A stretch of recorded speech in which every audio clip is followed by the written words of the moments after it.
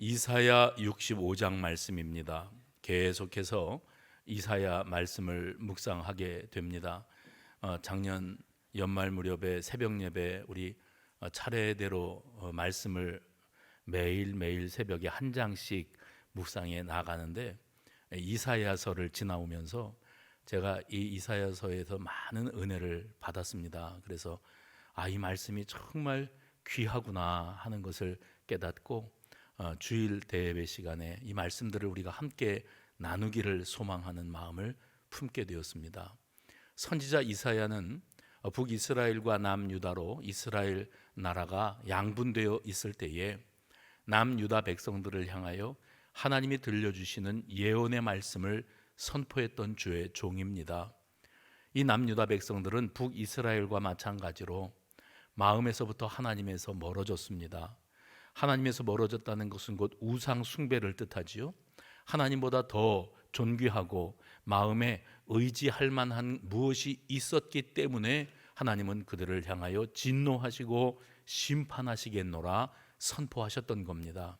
이때 당시에 남유다 백성들이 의지했던 것은 북쪽에서부터 밀고 내려오는 아수르나 혹은 바벨론과 같은 거대 제국들로 말미암아 자기들의 생사가 참 큰 위기 가운데 봉착하게 되었을 때 저 남쪽에 있는 이집트, 애굽 나라를 향해서 저들이 우리를 구원할까, 저들을 의지하면 저들이 우리를 도와줄까, 이런 마음을 품었지, 하나님은 살아계시고 하나님은 언약의 하나님이시며 우리를 살리시리라, 이런 믿음을 발휘하지를 못했습니다. 그러니 위기 가운데에서 하나님께 기도할 줄도 몰랐고 오히려 세상적인 수단과 방법을 동원하지 못해서 안달이나 있었어요. 주의 종 선지자가 찾아와서 너희가 지금 이러고 있을 때가 아니다, 하나님께로 돌이켜야 된다, 회개하고 하나님의 언약 백성으로서의 본분과 정체성을 회복해야 된다, 수없이 외쳤건만 저들은 그 말을 듣지 아니하고 계속해서 세상적인 수단과 방법을 찾아 동분서주하고 있었습니다. 이제 이사야 선지자는 저들을 향해서 하나님의 심판밖에는 없다, 하나님이 진노하심으로 너희들을 그저 두지 아니하실 것이라 하시며 그들이 바벨론으로 포로로 끌려갈 것에 대해서 예언하셨습니다. 그리고 실제 역사 가운데 이 유다 백성들이 바벨론의 패망을 당하고 포로로 잡혀가는 이런 비참한 역사가 이루어지게 됩니다. 이사야가 저들을 향해서 예언의 말씀을 선포할 때 저들이 회개하고 하나님 품으로 돌아와야 된다고 그렇게 외쳤던 것은 하나님께서 일찍이 저들에게 주셨던 언약 때문이었다 말씀드렸죠. 구약의 언약은 아브라함과 맺으신 언약, 그리고 이삭과 야곱으로 이어지며 야곱의 아들 가운데 유다의 후손들에게 주신 언약, 그리고 그 후손으로 오는 다윗과 맺으신 새 언약, 그리고 그 다윗의 후손 가운데 오시는 우리 주 예수 그리스도를 통한 구속의 언약으로 이어지게 되어집니다. 그러므로 하나님은 죄악에 빠진 유다 백성들을 심판해서 바벨론으로 던져버리시되 저들이 전쟁에 패망하여 포로로 잡혀가서 70년 세월을 보내게 하시되 그 이후까지도 내다보게 하셨습니다. 그 내용이 바로 이사야 58장에서 오늘 보시는 65장까지에 나오는 내용입니다.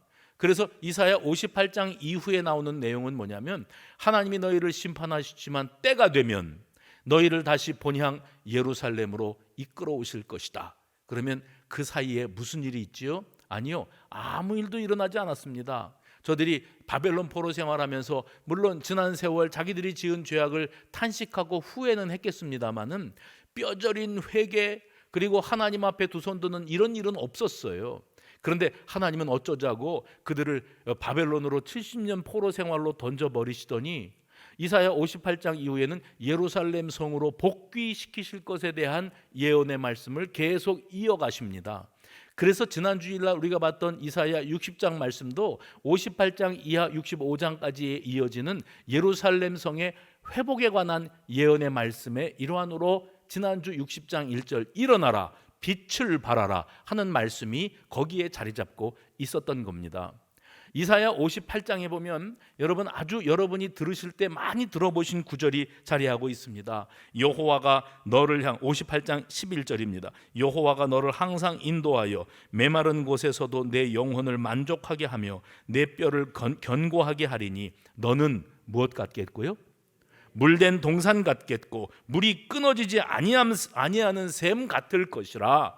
장차 이루어질 일들에 대해서 예언하게 하신 것이기 때문에 말씀들이 다 이렇게 될 것이다, 무엇 같을 것이다, 이제 미래적인 표현 방식으로 계속 이어지고 있습니다. 그런데 특별히 이스라엘 백성들을 향하여 너희는 물된 동산과 같이 될 것이다, 샘이 끊어지지 않은, 물이 끊어지지 아니하는 그런 샘과 같이 될 것이다 선포하셨어요.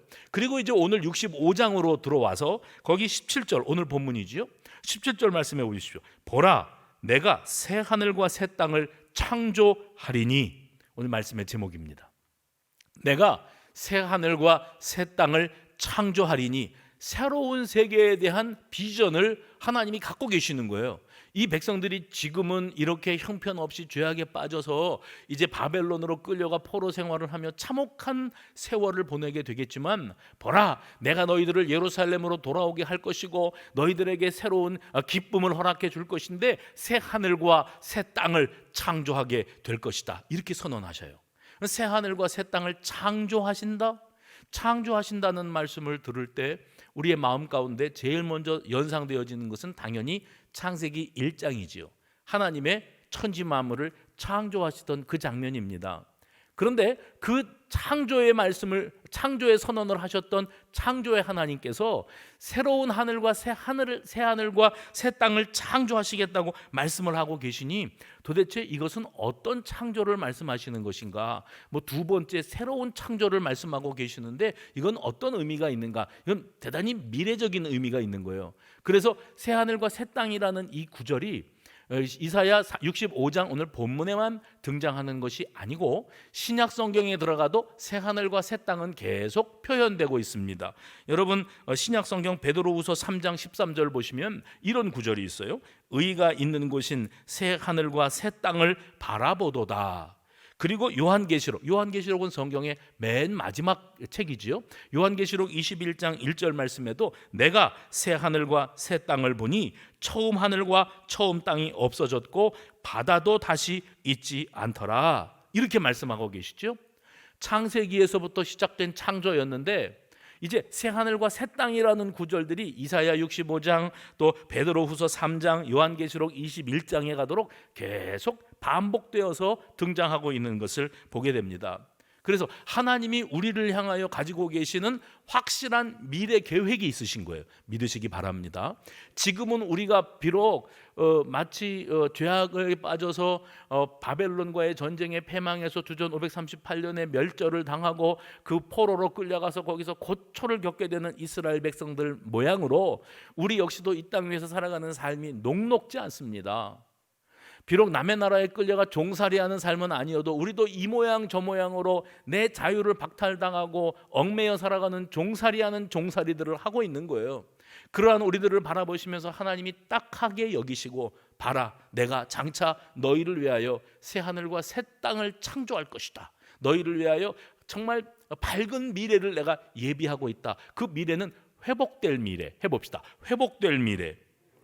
하나님의 자녀로 살아가는 이들에게 여호와 하나님께서 계획하고 계시는 놀라운 미래가 준비되고 있다고 선언하고 계십니다. 그리고 그 미래는 하나님이 부어주시는 일방적인 은혜로 찾아올 거라고 말씀하셨어요. 우리는 새해가 되면 가족 건강, 경제 문제 없이 부요한 삶, 대박이 나는 삶, 그렇죠? 우리 아이들의 미래가 열려지는 삶, 그래서 집안은 편안하고 육신은 건강하고, 이런 게 우리가 갖고 있는 소망이거든요.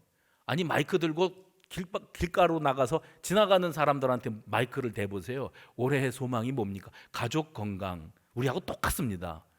집안이 편안하고 애들이 잘 되고 사업이 번성하고 직장에서 떨켜나지 않고 안정된 직장생활, 이게 사람들이 다 가지고 있는 소망이에요. 그런데 우리 하나님께서 우리에게 부어주시기를 원하시는 은혜의 세계는, 우리의 미래에 하나님이 펼쳐주실 것은 어떤 모습이겠는가? 오늘 본문의 21절과 22절 보십시오. 거기 21절 22절의 내용을 제가 축약해서 말씀을 드리면 하나님은 이렇게 우리의 미래를 준비하고 계시답니다. 모든 것이 안정되고 번성하며 건축과 농사, 사업의 안정을 유지하게 될 것이다. 하나님이 준비하고 계시대요. 모든 것이 안정되고 번성하며 투자하는 바, 사업하는 모든 일들이 번성하게 될 것이다. 23절 보십시오. 그 다음에는 모든, 제가 지금 요약해서 말씀드리는 거 23절, 모든 종류의 재난으로부터 안전을 보장받아서 자손 대대로 평안을 누리며 살게 될 것이다. 그 다음에 24절 보십시오. 기도하면 기도하는 것이 즉각 응답되는 은혜를 부어주시겠다. 25절 보십시오. 약육강식의 처절한 생존 경제의 시대는 끝이 나고, 그리고 하나님의 평화, 하늘 하나님이 내리시는 너희가 상상도 하지 못했던 그 평화가 너희 가운데 도래하게 될 것이다 말씀하고 계십니다. 올해 1월 둘째 주일을 맞이하는 저와 여러분, 우리 수성가족들에게 하나님이 이러한 은혜를 부어주실 줄로 믿으시기를 바랍니다. 그런데 거기 20절에서부터 25절까지에 나오는 이 축복 언약이 있지 않아요? 하나님이 우리에게 이런 놀라운 미래를 준비하고 계시다고 말씀하셨는데, 그런 미래가 열려지기 전에 현재의 모습, 지난날의 모습은 19절에 나옵니다. 19절 말씀에 뭐라고 그랬는가 하면 우는 소리와 부르짖는 소리가 가득한 세상. 우는 소리와 부르짖는 소리가 가득한 세상은 어떤 세상입니까? 우리가요 지금 참 듣도 보도 못했던 그 단어들을 들으면서 여기까지 왔습니다. 그게 뭐냐면 역사에 유례가 없는 메르스, 사스, 에볼라, 코로나, 이게 다 뭡니까? 우리는 인류 역사 가운데 이런 바이러스 이름을 들어본 적도 없어요. 물론 사람이 붙이기 나름이겠지요.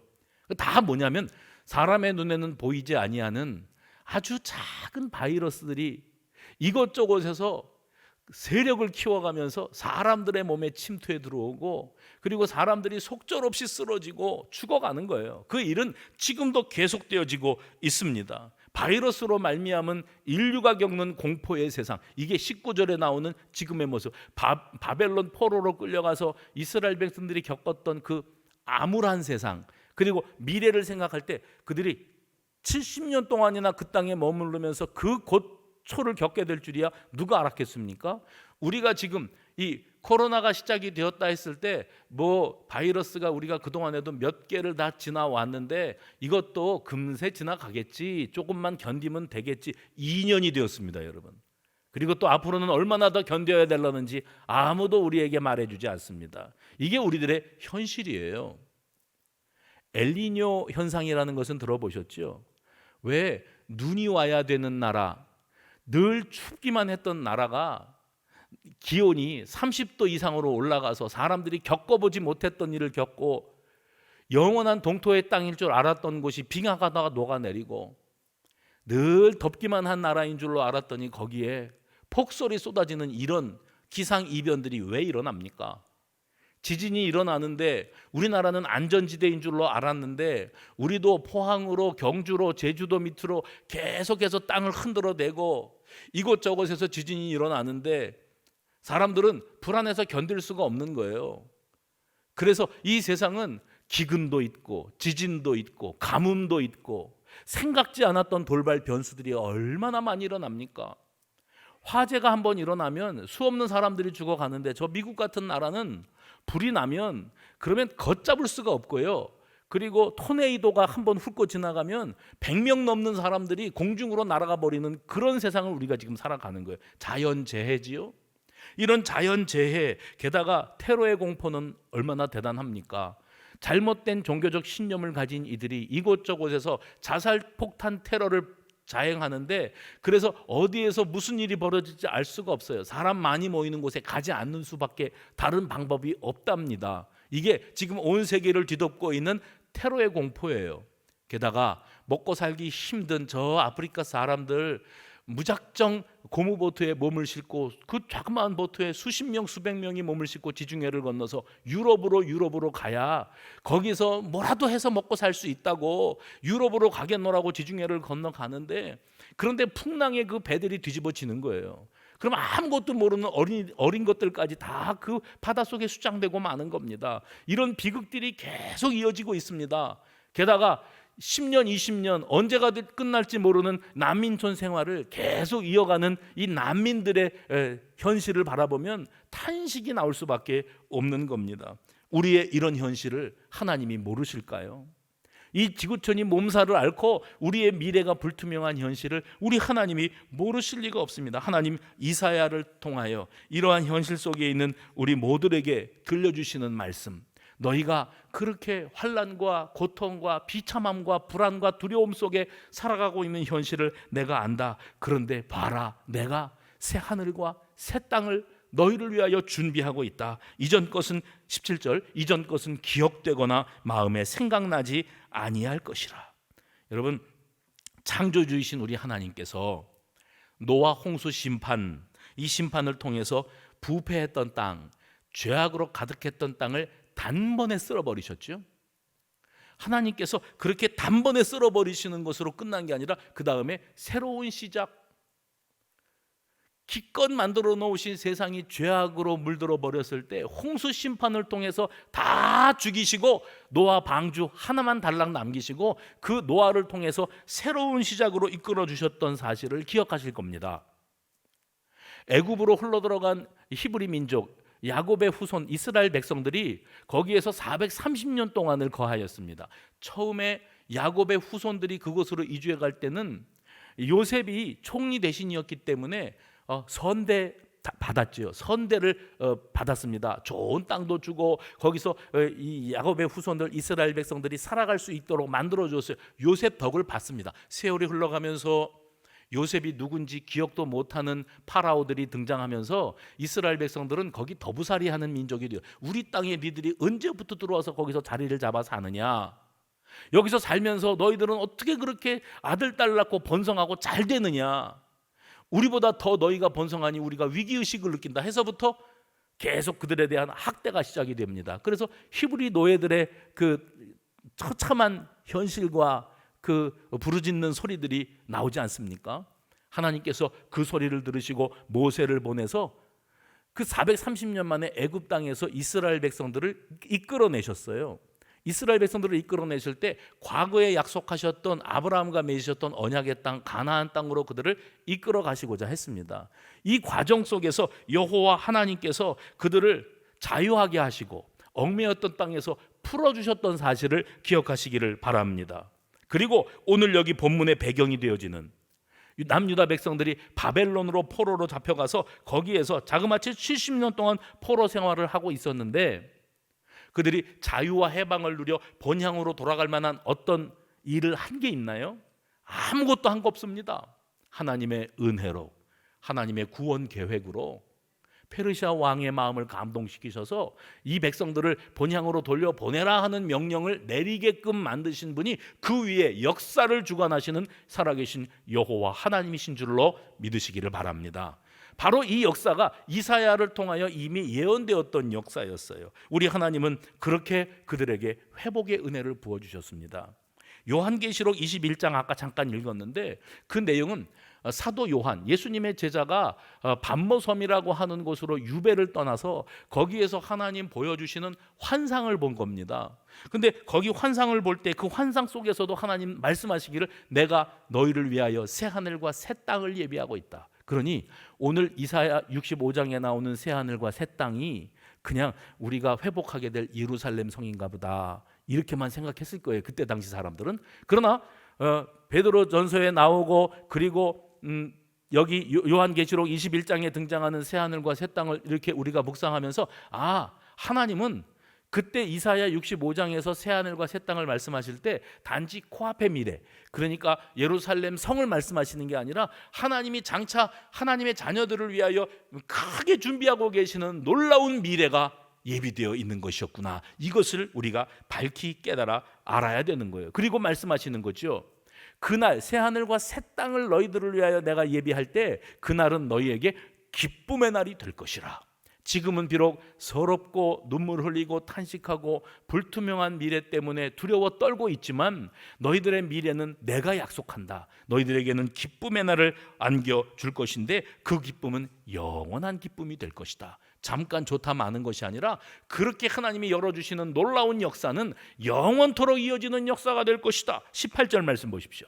뭐라고 약속하셨죠? 너희는 내가 창조하는 것으로 말미암아 새하늘과 새 땅 영원히 기뻐하며 즐거워할지니라. 보라, 내가 예루살렘을 즐거운 성으로 창조하며 내 백성을 기쁨으로 삼고, 이렇게 말씀하셨어요. 그러니 포로 생활로 말미암아 고통과 또 서러움으로 울부짖음으로만 살아왔던 그들에게 선지자를 통하여 하나님이 들려주시는 음성이 이거였습니다. 너희에게 영원한 기쁨이 예비되어 있다. 오늘 여러분에게 주시는 아버지의 음성으로 들으시기를 바랍니다. 그리고 그 약속이 성취되는 날이면 20절 말씀이에요. 그 약속이 성취되는 날이면 거기는 날수가 많지 못하여 죽는 어린이와 수완이 차지 못한 노인이 다시는 없을 것이라. 곧 100세에 죽는 자를 젊은이라 하겠고 100세가 못 되어 죽는 자는 저주받은 자라 하리라. 이게 무슨 말씀이에요? 100세를 채워야 복 받은 거고 못 받으면 100세까지 못 살면 저주받은 거라는 얘기가 아니고 그만큼 모두가 다 장수의 복을 누리는 그런 날이 너희들에게 오고야 말 것이다. 이렇게 선언을 하는 겁니다. 그뿐만 아니라 악한 일과 범죄, 전쟁도 없는 시절이 올 것이고 모두의 삶이 안락하고 풍성하게 만들어주겠다. 이렇게 선언하셨어요. 노아가 950살을 살았습니다. 근데 노아 홍수 사건이 일어났을 때 노아 나이가 600살이었고요. 홍수 심판 이후에 350년을 더 살았기 때문에 노아가 950년을 살았어요. 그런데 그거는 과거 그 노아 홍수 시대의 이야기지, 장수라고 하는 기준으로 볼 때 오늘 이사야 65장에 나오는 이 100세라고 하는 말이 두 번이나 반복되죠. 이 100세라고 하는 것은 하나님이 사람들을 향하여 바라보실 때 장수의 기준점입니다. 100세.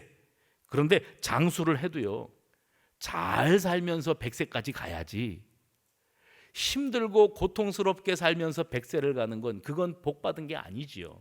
그건 아마 여러분들도 실감을 하실 겁니다. 김원일이라고 하는 작가가 쓴 슬픈 시간의 기억이라는 소설이 있는데 여기에는 4명의 노인이 등장을 해요. 근데 첫 번째 노인은 항상 옷을 깔끔하게 차려입고 그리고 화장을 짙게 합니다. 이유는 뭔가 하면 내가 점점 남루해져 가고 얼굴에는 주름이 늘어가고 그리고 혈색도 안 좋고 허리는 구부라지고 하니까 사람들이 보니까 저건 늙었다, 노인네다 이렇게 할까 봐 나 스스로 이게 용납이 안 되는 거예요. 젊었던 시절을 추억하면, 예전에 잘 나가던 나를 생각하면 그때는 예뻤는데 그때는 멋졌는데 내가 이게 지금 뭐람 하는 이 현실을 받아들여지지가 않은, 그러니까 화장을 짙게 하는 거지요. 옷을 화려하게 입는 거지요. 젊음을 놓치지 않겠다는 그렇게 표현들을 스스로 하십시다. 발버둥이라고. 어떤 노인은 그렇게 살아요. 두 번째 노인은 마지막 순간까지 오로지 내가 붙잡을 것은 돈과 자식이다. 돈과 자식에 끝까지 집착을 하는 노인이 있습니다. 세 번째 등장하는 노인은 현실을 회피하고 염세적으로 일관하면서 자신의 존재를 회의적으로 바라봐요. 세상을 바라보면서 부정적이고 자기를 바라보면서 자기를 비하하고 그리고 자기를 깎아내리고 부정적으로 말하면서 스스로 괴로워합니다. 네 번째 노인이 중요해요. 그래서 지금 제가 이 말씀을 드리는 거예요. 네 번째, 여기 소설에 등장하는 네 번째 노인은 예수 잘 믿는 노인이었어요. 경건한 노인이었는데 이 사람은 두려움이 있어요. 죽음 이후에 주님 앞에 서는 것에 대한 두려움이 있어요. 왜 그렇게 두려운가? 내가 아직도 구원받았을까 하는데 확신이 없는 거예요. 죽음이라는 건 피할 수 없어서 내가 받아들여야 되는데 내가 지금 이 나이가 먹어서 이제는 죽음이 코앞에 다가오고 있다는 것을 본능적으로 느끼는데 죽음 이후에 내가 죽어봤어야 알죠. 죽음 이후에 내가 늘 고대하던 그 천국으로 가야 되는데 내가 그렇게 열심히 예수 믿고 교회 다녔는데 지옥으로 떨어지면 어떡하지? 왜냐하면 구원의 확신이 없는 거예요. 그리고 자기가 살아온 삶을 돌아볼 때 죄진 게 너무 많은 거예요. 잘못 살아온 거예요. 이것은 후회 막심인 겁니다. 아마 여기 지금 어르신들, 저보다 나이가 위이신 선배님들은 하루하루가 얼마나 빨리 지나가는지를 실감하고 사실 거예요. 세월이 쏜살 같다. 쏜 살이 뭐예요? 화살에서 살을 놨어요. 그래서 활에서 화살이 출발을 한 겁니다. 제가 금요일 저녁에 그 말씀을 드렸어요. 우리에게 만약에 10년이 남았다, 20년이 남았다. 저는 10년 남았으면 70이고 20년 남았으면 80입니다. 그러면 우리들에게 있어서 10년 남은 것이 지금까지 내가 살아온 10년의 느낌, 젊었을 때 살았던 10년의 느낌으로 내게 10년이 남았을까? 아닙니다. 내가 20년을 살아왔을 때 언제부터 지금까지 20년이지? 그러면 앞으로 내가 20년을 더 살면 그만한 세월을 살까? 절대 그렇지 않습니다. 왜요? 쏜살이라니까요. 가면 갈수록 우리의 세월은 가속도가 붙잖아요. 아침에 눈 떴다 그러면 저녁 돼버리지요. 월요일 됐다 그러면 토요일 주일 되지요. 1월 달이었다 그러면 12월 돼버렸지요. 이제 1년이 지났나 그러면 10년이 휙 하고 지나가 버리지요. 만약에 내가 60대, 70대, 80대면 지금 우리에게 남아있는 10년, 20년은 그다지 오래 우리가 살아왔던 10년만큼 그렇게 길지 않을 겁니다. 휙 가버릴 겁니다. 그러면 우린 다 죽음이라고 하는 현실을 코앞에 두고 살아가는 거예요. 어떤 사람은 과거에 집착하고, 어떤 사람은 물질과 자식에 집착하고, 어떤 사람은 지난날의 후회와 탄식하며 자기 자신을 부정하며 세월을 보내고, 그런데 어떤 사람은 죽음 이후에 대한 확신이 없어요. 두려워요. 두려움 가운데 살아요. 막연한 거예요. 내가 앞으로 어떻게 될 것인지에 대해서. 바라기는 여러분, 우리 인생 마무리할 때 미련 없는 삶을 마무리 짓고 하나님 예비하신 하나님 나라 그곳 천국에 가서 영원한 기쁨과 안식을 누리며 살 날을 고대할 수 있는 우리 모두가 되기를 소망합니다. 그리고 나이 들어가면서 추하게 살지 말고, 자식들에게 거추장스러운 존재가 되지 말고, 잔소리하면서 하나마나 하는 소리 반복하고 살지 말고, 부담스럽고 짐되는 존재가 되지 말고 아름답게 마무리 짓고 물러날 줄 아는 그런 멋진 어른다운 어른으로 우리의 인생이 마무리되면 그것보다 아름다운 게 또 어디에 있겠습니까? 오늘 본문에서 우리 주님은 말씀하십니다. 은혜로운 백살. 해봅시다. 은혜로운 백살. 약속하세요. 미래가 너희들에게 예비되어 있는데 너희에게는 은혜로운 장수가 예비되어 있다. 그렇게 말씀을 하고 계십니다. 지난날 나를 아프게 했던 기억, 두려움과 허무함, 집착과 회피 같은 모든 것들을 단번에 날려버릴 수 있을 만한 기쁨, 그거예요. 그래서 죽음을 맞이하게 되어지는데 이제부터 내가 죽는가 보다 하는 순간이 다가올 때 아까운 거죠. 벌어놓은 돈 다 써보지도 못하고 가는 게 너무 억울한 거예요. 예? 어렵게 집 한 칸 마련해 놨는데 여기서 천년 만년 살 줄 알았는데 내가 여기서 10년도 못 살고 끝날 줄은 몰랐지요. 할부로 사놓은 옷, 예? 할부로 사놓은 모든 것들, 이거 내가 그거 끝날 때까지 다 누리고 써먹을 줄 알았는데 그거 써보지도 못하고 잔뜩 쌓아만 놓고 가는 게 너무 억울한 거지요. 자식 알뜰하게 자식을 물고 빨고 키워놨는데 그 자식들 잘 되는 거 봐야 되는데 다 두고 가야 되는 게 억울해. 친구도 두고 가고 뭐 다 두고 가야 돼. 그런데 말씀하시는 거예요. 내가 너희들을 위하여 새로운 세상을 예비해 놨다. 그것은 영원한 세상인데 그곳을 향하여 내가 활짝 문을 열어놓으면 하나님 잠깐만요, 내가 여기 두고 가는 게 너무 아까워서요, 이럴 필요가 없고 그것이 기억나거나 아쉽지도 않을 만큼 너희들의 인생의 미래에 만족스럽고 감격스럽고 입이 다물어지지 않을 만한 만족을 내가 너희들을 위하여 예비해 놓았노라. 할렐루야. 오늘 우리 주님께서 우리에게 이걸 말씀하고 계시는 겁니다. 또 다른 은혜가 준비되어 있어요. 21절과 22절 보십시오. 21절 22절 보시면 그들이 가옥을 건축하고 그 안에 살겠고 포도나무를 심고 열매를 먹을 것이며 그들이 건축한 데에 타인이 살지 아니할 것이며 그들이 심은 것을 타인이 먹지 아니하리니 이는 내 백성의 수완이 나무의 수완과 같겠고 내가 택한 자가 그 손으로 일한 것을 길이 누릴 것이며. 아멘 하시는 분만 그렇게 될 줄로 믿습니다. 근데 이거 정말 좋은 말씀이잖아요. 근데 핵심이 뭐냐면 네가 수고하고 투자한 모든 것들이 남 좋은 일 시키는 일이 되지 아니하게 만들어주게. 왜냐하면 지금까지는 우리가 그렇게 살아왔거든요. 고생은 내가 하고 결과물은 남들이 누리는 이런 억울하기 짝이 없는 일들을 우리가 현실 속에서 목격하면서 살아가는 겁니다.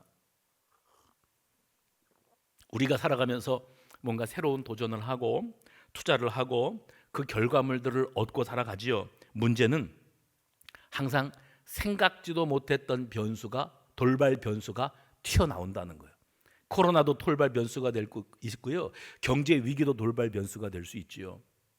잘 나간다고 하는 사업들이 코로나라고 하는 이 사태로 말미암아 지금 엄청나게 휘청거립니다. 뿌리째 흔들립니다. 명동에 나가면은 30% 40% 되는 가게들이 다 점포 닫아버렸어요. 문을 닫았대요.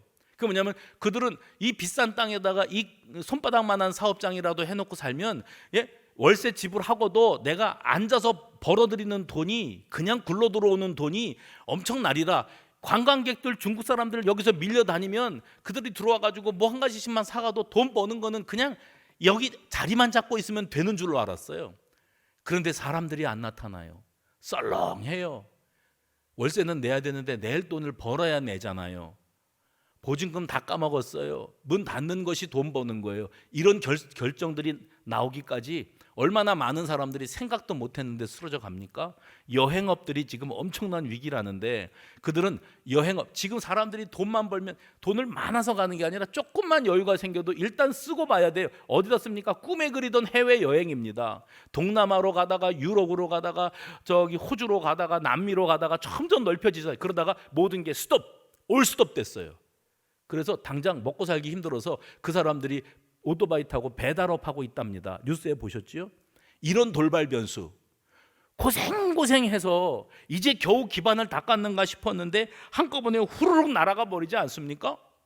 농사로 예를 들어서 여러분 연초에 파종을 하거나 씨앗을 뿌릴 때가 되었을 때 사람들이 파종하고 씨앗 뿌리면서 기대가 크잖아요. 가을이 되면 소출을 많이 거두리라. 100배, 60배, 30배는 거두리라. 그런데 여러분 봄에 뿌린 씨앗이 가을에 수확, 결과물로 나타나기까지 뭐가 보장되어 있지 않냐면 가뭄이 없다, 홍수가 없다, 병충해가 없다, 우박이 안 날려야 되고 그리고 여러 가지 돌발 변수들이 없어야 산사태도 없고 뭣도 없어야 그래야 그게 소출이 보장되는 거지. 농사를 잔뜩 지어놓고 벼가 이제 패서 꽃을 피우고 이제 열매가 되기 직전인데 홍수가 밀려왔다, 태풍 한번 지나갔다 그러면 속절없잖아요. 그들이 우는 거 보셨습니까? 과일 나무에서 과수 농사했는데 배사과가 땅바닥에 뒹구는 모습을 보면서 눈물 짓는 농부의 모습을 보셨어요? 이번에 허리케인은 보셨습니까? 저 미국에서 허리케인이 한바탕 훑고 지나갔는데 지하실에 몸을 숨기고 있던 사람들까지도 공중으로 날아올라가 버렸어요. 100명이 되는 사람들이 죽었습니다. 자기들이 2021년도 연말에 허리케인 만나서 그런 처참한 꼴을 당할 거라는 걸 예상을 했을까요? 우리 인생은 다 변수에 걸려 있습니다. 돌발 변수. 언제 어디서 무슨 일이 벌어져서 나에게 큰 위기가 찾아올지 모른다는 거예요. 그런데 하나님 오늘 21절 22절에 말씀하시죠. 내가 너희들의 산업을 보존하여 주겠다. 할렐루야. 산업을 보존하겠다. 이게 우리를 향한 미래 언약입니다. 우리가 생존하는 과정에서 무슨 돌발 변수 때문에 어떤 위기를 만나게 될지를 하나님은 미리 다 알고 계신다는 거예요. 그래서 이 모든 것들을 뛰어넘어서 너희가 상상하지도 못한 변수들이 또 다른 어떤 이름의 바이러스로 너희들 앞에 찾아온다 할지라도 나는 너희들을 버리지 않겠다. 너희들을 회복시키고 너희들에게 살 길을 열어주겠다. 여러분 우리 모두가 다 그 확신으로 주님 바라보면서 나아가는 한 해가 되시기를 주의 이름으로 축원합니다. 돌아보면 한국 교회의 역사는 정말 이 나라가 제일 어려웠을 때, 가난하고 비참했을 때, 일제 치하에 아니면 6.25 전쟁으로 말미암아 모든 것을 다 박탈당하고 무너지고 정말 맨 땅에서부터 시작해야 되는 그럴 때에 기독교 복음이 이 땅 위에 들어와 선교사들을 통해서 병원과 학교가 세워지고 그리고 미개했던 이 나라에 문명, 서양 문명이라는 것이 들어와 가지고 오늘날 급속한 산업 발달 시대를 지나고 여기까지 왔어요. 그 과정 속에 교회가 급성장을 하지 않았습니까? 대부흥기를 맞이했어요. 그 놀라운 부흥의 역사를 경험하면서도 한국 교회가 점점점 배가 부르고 등이 따뜻해져서 그래서 타성해졌는 거죠. 이 모든 것들이 당연한 것인 줄로만 아는 거예요. 은혜가 은혜로 감동으로 느껴지지 않을 때 타성해지고 타성해져질 때 교만이 찾아오고 그리고 예배는 종교 행위에 그쳐버리는 겁니다. 와 앉아서 졸다가만 가는데도 나는 예배 드렸다고 생각하고 만족하는 게 우리들의 모습 아니었습니까? 이러한 우리들을 향하여 기본 신앙이 퇴색하고 약화되어지고 타성해진 율법주의적인 신앙으로 전락하다 보니까 하나님이 약속하셨던 그 기본도 보존되지 못하는 이런 현실을 우리가 만나고 있는 겁니다. 그래서 2022년도 우리가 하나님 앞에 기도할 때 뭐 가족 건강도 중요하고 물질 대박도 중요하고 다 중요합니다만은 제일 먼저 기도해야 될 게 뭔 줄 아세요? 신앙 회복이에요. 신앙 회복이에요. 하나님 처음으로 돌아가기를 원합니다. 주님 만났을 때 그 순수했던 신앙과 그 처음 출발할 때 그 초심으로 돌아가야지. 내가 마치 이 땅 위에 태어날 때부터 이 넓은 땅을 막대한 재산을 끌어안고 온 것처럼 교만을 떨다가 이런 어려움과 위기를 만나면 큰일 났네, 하나님은 어디 계시냐, 내가 기도하는데 안 들으시냐, 뭐 하고 계시냐, 이러고 살아가는 게 우리들의 수준이라면 오늘 이사야 선지자를 통하여 하나님은 변치 아니하시는 하나님, 우리를 향하여 크고 원대한 미래 비전 계획을 가지고 계시는 하나님이셨다고 하는 사실을 다시 한번 깨달을 때 우리가 하나님 앞에 오만했던 지난 세월을 회개하고 다시 말씀으로, 다시 성령으로, 다시 범사 예배 회복으로 나아가는 저와 여러분이 되어주시기를 바랍니다. 잊지 마세요. 신앙 까먹으면 다 거두어 가십니다. 신앙 회복하면 약속하셨던 모든 것들을 되찾고 그 이상의 것도 다 보존해 주신다고 하는 사실을 기억하시기를 바랍니다. 또 한 가지 하나님이 우리에게 미래 비전으로 은혜로 주시겠다고 하는 언약이 있는데 그것은 믿음의 가정을 돌보시고 그 후손들에게 복을 내리시겠다는 약속이에요. 23절 말씀 보십시오. 그들은 여호와의 복된 자의 자손이요 그들의 후손도 그들과 같을 것임이라. 그래서 우리 애들 공부 잘하고요, 대학 잘 가고요, 취직 잘하고요, 시집장가 잘 가고요, 그거는 길에 가는 사람들한테 물어봐도 그런다니까요. 우리는요 이런 생각을 가져. 올해는 부디 내 아들 딸이 주님을 만나기를, 은혜를 받기를, 구원의 확신을 갖기를, 독립신앙 해봅시다. 독립신앙, 자율신앙, 체험신앙, 그겁니다. 여러분, 나는 은혜 받았어요. 하나님 살아계시고 나 같은 죄인을 살리시기 위하여 십자가에 아낌없이 독생하신 예수 그리스도를 내어주심으로 나 같은 죄인이 구원받아 하나님의 백성이 되고 죽어도 영원한 하나님의 나라에 이르는 것을 나는 확실히, 아멘 준비하세요, 확실히 믿습니다. 문제는 우리 애들이지요.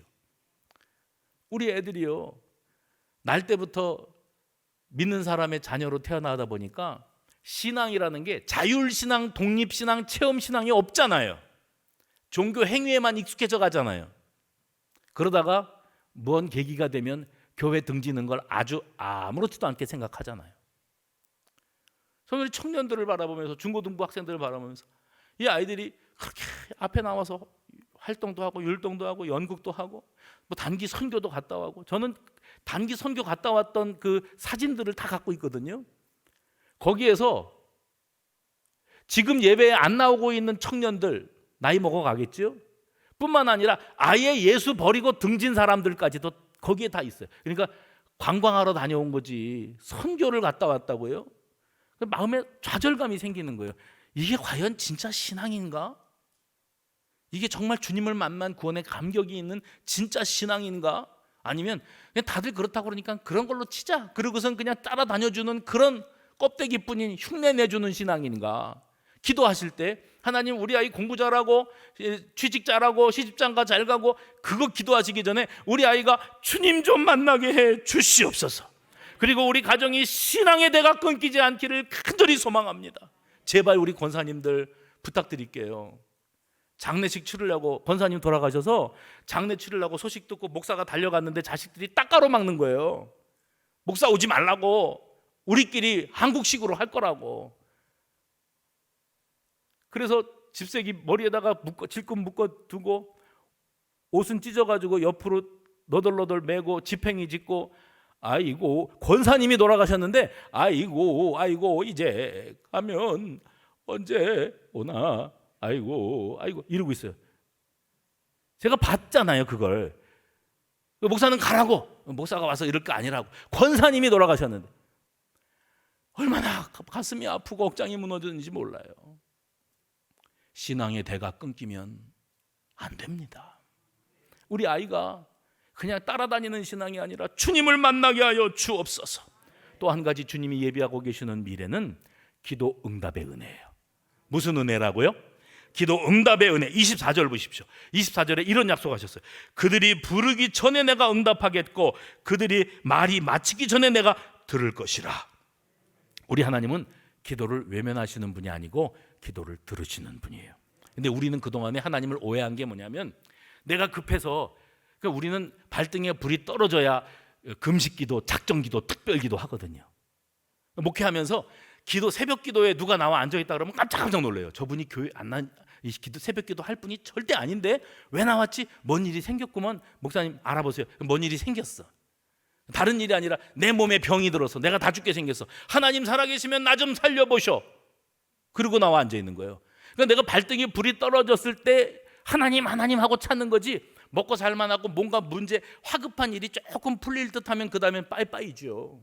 우리 수준이 겨우 그 정도였다니까요. 진솔하게 하나님을 찾지를 않았어요. 그러니 내가 기도할 때 하나님은 뭐 하셨냐고, 어디서 뭐 하고 계셨냐고, 주무시고 계셨냐고, 출장 가고 계셨냐고, 왜 아무 대답도 없으시고 묵묵부답이셨냐고. 그런데 성경은 너희가 구하여도 얻지 못하면 너희가 너희 정욕대로 쓰려고 잘못 구함이라. 기도가 방향성이 안 맞았어요. 하나님이 원하시는 기도가 있어요. 우리 하나님이 원하시는 기도를 통해서 하나님이 더 급하셔갖고 네 기도 소리가 끝나기 전에 내가 응답하리라. 할렐루야. 이것을 우리 하나님께서 약속하고 계시는 거예요. 그러니 우리가 기도를 회복해야 돼요. 아니 나 그동안 기도했는데요. 아니 그런 기도 말고 주님을 향하여 정말 죄를 뒤집어 쓰고 옷을 찢으며 회개했던 어떤 사람들처럼, 주님 내가 인생을 잘못 살아왔습니다. 내가 헛바람이 들어와 살았습니다. 주님 앞에 내가 모든 것 다 두고 갈 인생임을, 주님 부르시면 모든 걸 다 두고 미련 없이 떠나가야 될 인생임을 깨닫고 오늘 하루를 살아도 하나님의 은혜 없이는 살 수 없습니다. 이 고백으로 살아갈 때 우리 주님께서 내가 네 기도 소리 들었다. 그 기도 소리가 끝나기 전에 응답해 줄 거야. 그래서 우리 하나님이 원하시는 기도가 어떤 기도인가? 먼저는요, 토부예요. 보시기에 좋았다. 하나님이 기뻐하시고 하나님이 보시기에 좋은 삶을 살아가기를 원합니다. 1번이고요. 두 번째는 예수님을 닮은 기도예요. 예수님을 닮은 기도는 뭐냐면 나의 원대로는 마옵시고 아버지의 원대로 되기를 원합니다. 근데 하나님이 원하시는 것은 관심 없음. 오로지 내가 원하는 대로, 내가 원하는 시간에, 내가 원하는 방법으로 척척 해주시옵소서. 그러려면 도깨비 방망이를 믿지 왜 예수를 믿어요? 하나님은 살아계시고 인격적인 하나님. 할렐루야. 아버지, 내가 원하는 것은 지극히 인본적이고 정욕적이고 세속적인 것일 수밖에 없습니다. 그러니 내가 이렇게 해주십시오 하여도 내가 원하는 대로가 아니고요, 아버지가 내 인생에 가장 합당한 답을 가지고 계시니 하나님 원하시는 뜻대로 하옵소서. 하나님께 완전히 100% 위탁 맡겨드리는 거예요. 주님 앞에 내 인생의 남은 시간을 다 드려버리는 거예요. 그 기도, 내가 네 기도 소리 끝나기 전에 응답하리라. 또 한 가지는 뭐지요? 하나님의 뜻, 하나님의 인도하심과 방향을 같이 해야 돼요. 대부분의 우리의 기도는 정욕으로 쓰려고 잘못 구하는 기도일 가능성이 높습니다. 다 자기중심적이죠. 나만 잘 되게 해주시고 내 병 고쳐주시고 우리 자식들 잘 되게 해주시고 우리만 번성하게 해주시고, 그렇죠. 교회를 생각하고 사회를 생각하고 인류를 생각하는 기도는 우리는 할 줄을 모르잖아요. 하나님은 다 보고 계시는데, 다 알고 계시는데 여기저기서 하는 기도가 다 지 것만 해달라고 하는 기도이니 여호와 하나님께서 탄식하시는 거죠. 바라기는 2022년도에 새하늘과 새 땅을 이루실 하나님을 믿습니다. 그 하나님께서 나를 통하여 이루실 일도 바라봅니다. 그리고 하나님은 이 땅에 평화를 이루기를 원하시고 내가 범사를 통하여 하나님께 더 가까이 나가기를 원하십니다. 주님 다시 오실 주님을 바라보며 이 땅 위에서 나에게 얼마나 시간이 남아있다 할지라도 그 시간을 주님 보시기에 합당하고 온전한 시간으로 살아가는 경건한 그리스도인, 살아있는 그리스도인, 하나님 두려운 줄 알고 살아가는 참 하나님의 백성으로 살게 하여 주옵소서. 이것이 주님께서 새하늘과 새 땅을 보여주시는 미래 비전을 바라보는 저와 여러분의 소망과 기도 제목 되시기를 주님의 이름으로 축원합니다. 기도합시다. 하나님.